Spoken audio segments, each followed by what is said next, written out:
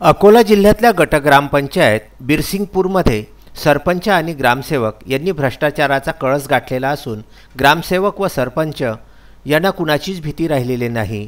या गावामध्ये 14व्या वित्त आयोगामधून 10x10च्या स्टोअर रूमचे बांधकाम चालू आहे। 2 लाख रुपयांचे हे काम असून संबंधित ग्रामसेवकांचे असे म्हणणे आहे की 2 लाख रुपयांमध्ये 10x10च्या रूमवरती स्लॅब पडू शकत नाही। 10x10च्या सिंगल रूमवरती जर स्लॅब पडू शकत नाही तर 1,20,000 रुपयामध्ये रमाई घरकुल पूर्ण कसे होते असा प्रश्न संबंधित गावकऱ्यांना पडलेला आहे। 2 लाख रुपयांमध्ये 10x10च्या रूमवर स्लॅब पडतो हे आंधळ्याला सुद्धा कळू शकते, परंतु पंचायत समितीच्या इंजिनियरला का कळत नाही हा एक यक्ष प्रश्न आहे।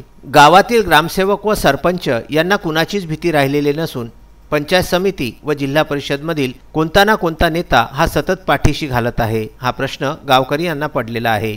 गावातील नागरिकांची मागणी आहे की संबंधित अधिकारी यांच्यावर कार्यवाही करण्यात यावी।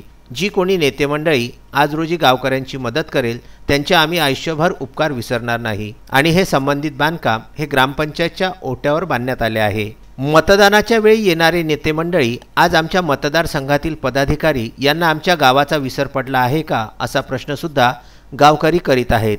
विदर्भ न्यूज करिता बोरगाव मंजू येथून संतोष गवई यांचा हा वृत्तांत।